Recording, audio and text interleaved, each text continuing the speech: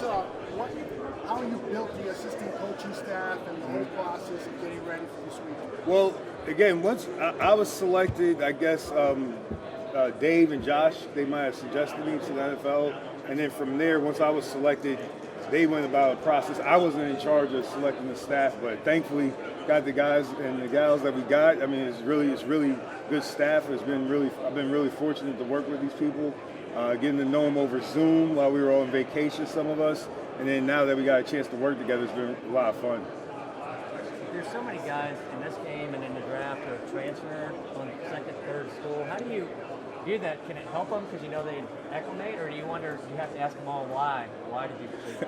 I'm not even to that point, just so short after the season. And just, again, I haven't coached in college in so long, so I don't even know about it. I'm constantly asking, so the guy was able to transfer? I mean, I didn't know any of these rules, so I haven't gotten to that point yet, but I'm sure at some point I'll say, hey, why did you transfer? But from what I'm hearing, again, some of the reasons, it might be financial reasons why they're transferring. I don't know, but I'm just pleading ignorance on the NIL and all that. I don't know anything about that stuff right now.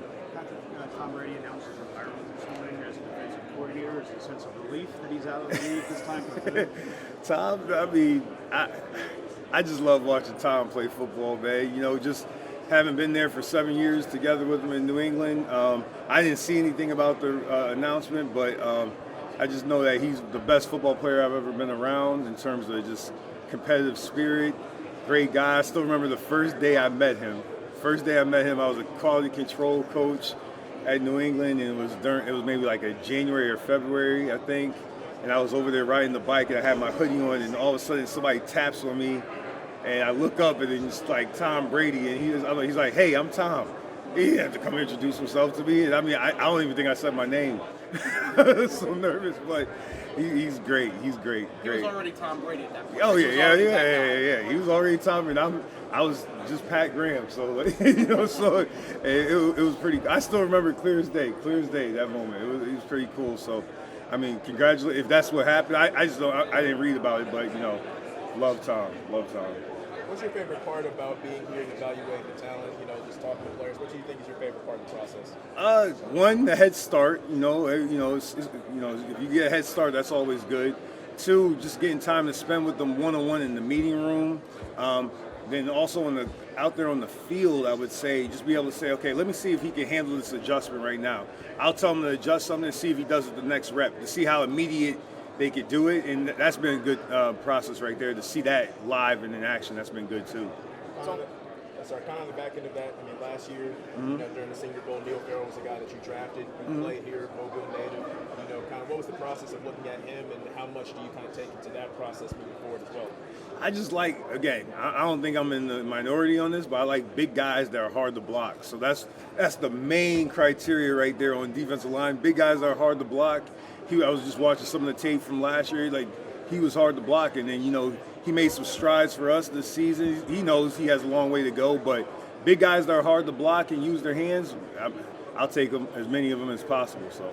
It's only been a day out there, but have you identified any positions of strength so far for your team? Hard. I mean, again, you're dealing with an all-star roster. You got a lot of good players at different spots, but hard to identify a particular position. But I've been pleased with the way guys worked.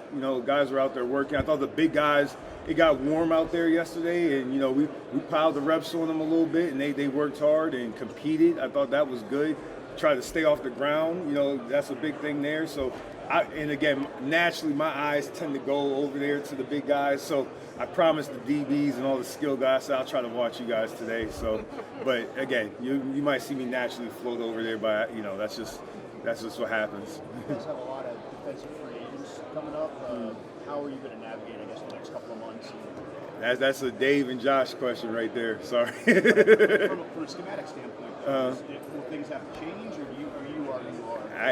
We adjust. Coaches, you'll find out, we adjust to whatever the roster is, whatever the situation is. That's what we get paid to do. So, however, again, Dave and Josh and Champ, those guys put the roster together, with some input from the coaches when we go through the process. But I trust them all the way, and we just got to figure it out from there. Is there one place in defense you feel like, all right, we got to attack this right here to get better? I just want good players.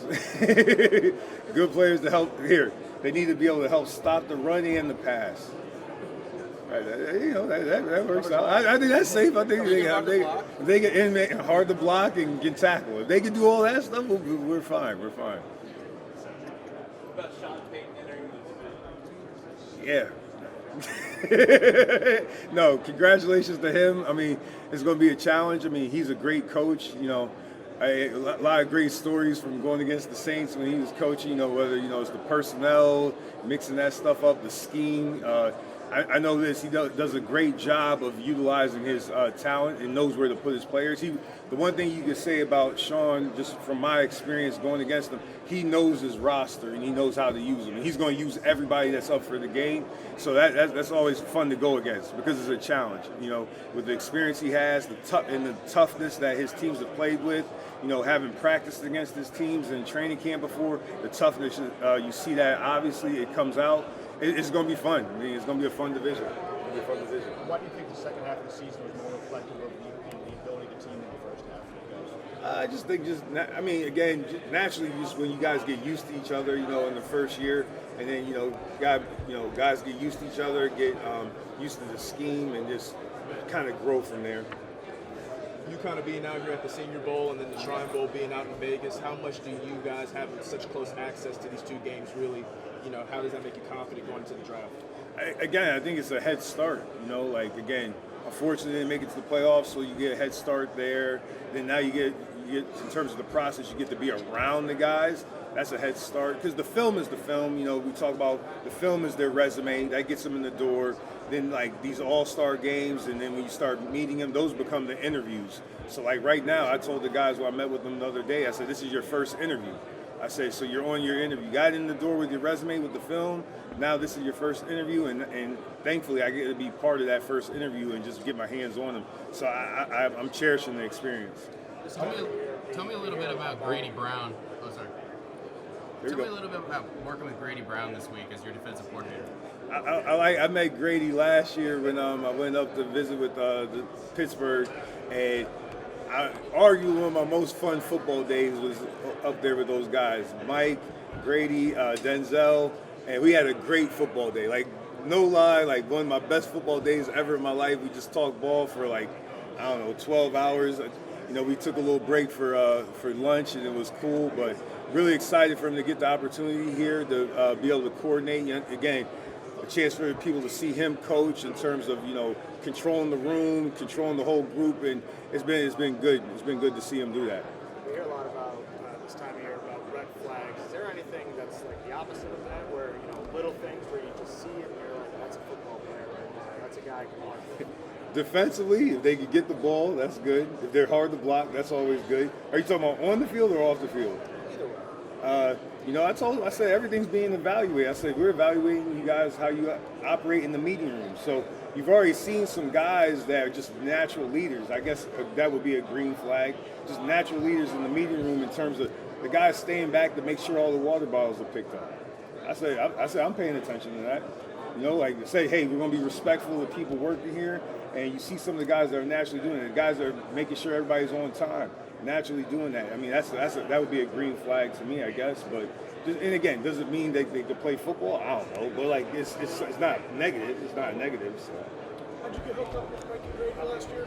So we just talked football and stuff. It was a good experience to go over there and just talk ball with those guys. Had a lot of fun. Mike just invited you in. Right, that's what we. What's up, man? What's up? Hey, as a defensive coordinator, you have a system. When you come in, do you make the players fit that system, or do you make your system fit the talent that you have? To me, it's all about adjusting to what you have on the roster. You got to do that. I mean, again, the fundamentals and the core principles that you believe in or that are directed by the head coach, and also tie in with the general manager and ownership, what they want there. But really the idea is to make sure you're able to adjust, because you could be one injury away if you're trying to fit everything based on you could be one injury away. But certain principles you have in terms of setting the edge in the run game, tackling in space and in line, defending the deep part of the field, that's core principles. Schematically, I mean, you got to be able to adjust based on who you have.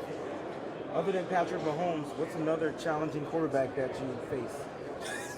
Okay, I got the list right here. All right, so you got Herbert, you got Russell Wilson. Who else do we have this year? Mac Jones is tough. See, now I'm gonna get in trouble for forgetting guys. See, now I got to go down the whole list. My bad. Okay, Geno came on this year. Geno had a hell of a year. All of them are tough, man. All of them are tough, man. These guys, I mean, all these guys are tough. You see what's happening. A lot of these guys are presenting problems, issues, not only in the run, but also in not only in the pass game, but also in the run game. The quarterback, the coaches are giving them more freedom at the line of scrimmage, and these guys are so smart to be able to get in and out of checks. I mean, it's interesting how the game's going and how these guys are progressing, and it's creating challenges. I mean, the rookie for 49ers gave us trouble. He gave a lot of people trouble. He won 10 games straight. I mean, this guy's a good player. They're coming in, and the coaches are doing a good job of preparing them. So, it's the NFL. They're all pretty good. I always talk about 1 to 32. There's only 32 of them in the world. I'm one of whatever many coaches there are in the world. You guys, no offense, you guys are one of whatever many. There's only 32 of them dudes in the world, man. I mean, it is what it is. They're pretty good. Obviously, you're the football mind and you're the head of the operation, but how much insight do you get from guys like Max or Chandler when not looking at film with guys and being like, these guys could come and play with us right now? I'm always looking for insight from the players, especially, again, that's how I learned football. Again, obviously I grew up under Bill, Matt Patricia, Pepper Johnson, and then some of the other guys I've worked with. But the players, I've learned so much from the players over my career. I would say it's hand in hand in terms of what I've learned from the players. So my experience from that, whether, learning from Vince Wilfork, learning from Gerard Mayo, Dante Hightower, and now coming here and just being able to, I listen to what those guys have to say. They've earned the right to be able to, have some input in terms of what they are thinking or to get an idea of how they see it. Because I don't have those eyes. I wasn't a very good player. I'm a coach. I could see the tape, but I was never that guy I wasn't a good player. So to get from their set of eyes, it always helps, in my opinion. We got time for one more if you guys got. Hey, Coach, obviously being in the NFL for a long time, how have you really seen the defense change over time? What do you think the state of defense in the NFL is right now? I've been in the NFL for a long time. I don't appreciate that part. Y'all need to edit that. I'm still young, man. Yeah, I'm still young. So, okay. How has it changed? It seems like they get bigger and faster. It seems like the 40 times. You got D-line. Look at Max Crosby. This guy. He's 6 whatever. And he runs or whatever. They're getting bigger and faster. It looks like. But in terms of schematically, I think some of the stuff that's creeping up from college. We've had to adjust to that. Whether it's the RPO game, some of the quarterback run game stuff. That stuff is starting to creep in there. And even the one that I think is really interesting and how the offenses are using it is the run game from college. Not necessarily the quarterback run game, but how they tie in the RPO and some of the pin pull stuff that happens that creates some issues for defense. So we're having to do some adjusting to it. You see it come up in the games. You'll see it come up, again, the spread offense. Again, a lot of people think it's spread to pass the ball. It's spread to run the ball. It's to put the inside backers in run pass conflict, and it's really I want to say it's innovative, but it's just really interesting how they do that, and it presents some issues, and we got to handle it because it's still a passing league, but you got to be able to stop the run. So that's one of the things there. Yep. Thanks, Coach. Thanks, everyone. Thank you.